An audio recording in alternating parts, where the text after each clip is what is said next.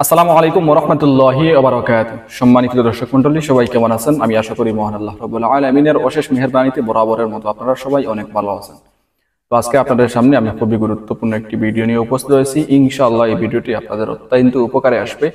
যারা মুসিবতের মধ্যে আছেন, কষ্টের মধ্যে আছেন, আপনাদের জন্য এই ভিডিওটি খুবই কার্যকরী। যদি আপনারা দৃঢ় ইয়াকিন নিয়ে আল্লাহ তাআলার উপর পূর্ণ বিশ্বাস রেখে আমল করতে পারেন, ইনশাআল্লাহ অত্যন্ত উপকার পাবেন। আমল করার বেলায় যে কোনোই আমল আপনি করেন, একদিন ঠিক রাখবেন, এটাই হচ্ছে কামিয়াবি, ওইটাই হচ্ছে আমল দ্বারা উপকৃত হওয়ার লক্ষণ। আমল করবেন আর মনে মনে সন্দেহ পোষণ করবেন যে আমার দ্বারা আমল করে কি আর কাজ হবে? অনেক আমল তো করছি, কোনোটাই কাজ হচ্ছে না, আচ্ছা তারপরেও করে দেখি। ওইরকম সন্দেহের উপর যদি আপনি আমল করেন, ওইরকম আমল দিয়ে 100% আপনি কোনো ফল পাবেন না।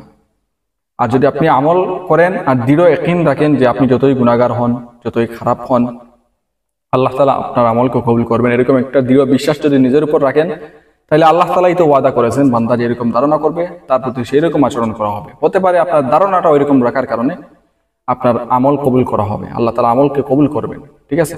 তো এরকম সব সময় ইয়াকিন ঠিক রাখবেন আর এটা মনে করবেন যে সবকিছু করা মালিক হচ্ছেন আল্লাহ তাআলা।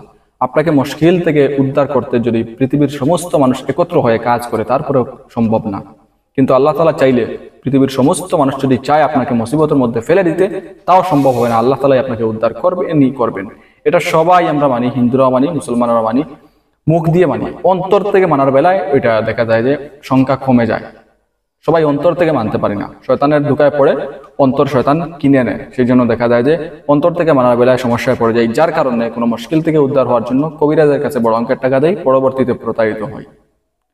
তো এরকম মুখে আর অন্তরে মিল রাখবেন, আমল করবেন, ইনশাল্লাহ উপকৃত হবেন। আর মুখে আর অন্তরে যদি মিল না থাকে, তাহলে আপনার মধ্যে মুনাফিকের আলামত রয়েছে, আর আপনি আমল করবেন কি আর ফল পাবেন কি?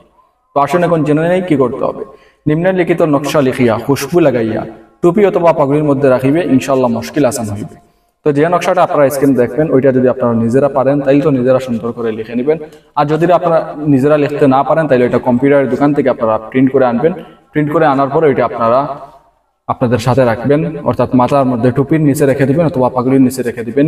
বেশিরভাগ মানুষ তো টুপি পরেন, টুপির নিচে রেখে দিবেন। আর মহিলা হলে তো আপনি আর এটার জন্য টুপি একটা পরতে পারবেন না, এটা আপনি উন্নার নিচে রেখে দিবেন, মাথার চুলে বেঁধে দিবেন। ইনশাল্লাহ আপনার অচিরেই অতি দ্রুত মুশকিল উদ্ধার হবে, মুশকিল আসান হবে।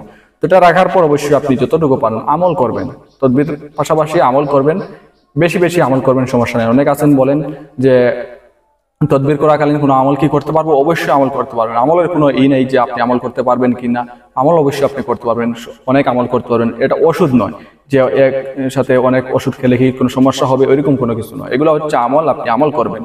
কোন আমলে কার কাজ হবে, কোন আমল আল্লাহর কাছে গ্রহণযোগ্য হবে, সেটা আপনি নিজেই জানবেন না, আল্লাহ তাআলাই জানবেন। সেই জন্য আমলকে হাতছাড়া করবেন না, আমল আপনারা করবেন, ইনশাআল্লাহ উপকৃত হবেন। ঠিক আছে? তো আজকের যে আমল, আপনারা যে কোনো দিন লিখতে পারবেন, যে কোনো দিন এই আমল করতে পারবেন। তবে যদি নিজেরা লিখেন, অজুর সহিত লিখবেন। অজু ছাড়া লিখলে এটার দ্বারা কোনো উপকার পাওয়া যাবে না। অজু সহিত লিখবেন, আদবের সহিত লিখবেন, আদবের সহিত আপনি আপনার সাথে রাখবেন, ইনশাআল্লাহ অত্যন্ত উপকার পাবেন। ঠিক আছে? তো যাই হোক, ওইটা যে কোনো কালি দিয়ে লিখলেই হবে, কোনো সমস্যা নেই। যে কোনো কলম দিয়ে লিখলেই হবে, কোনো সমস্যা নেই। তবে লাল কালি হলে ভালো হয়। যদি প্রিন্ট করে আনেন, তারপরে এটা লাল করে আনার চেষ্টা করবেন। যদি কালো হয়, সমস্যা নেই। ঠিক আছে? তো যাই হোক, আজকে ভিডিও পর্যন্ত। আশা করি ভিডিওটি আপনাদের অত্যন্ত উপকারে আসবে।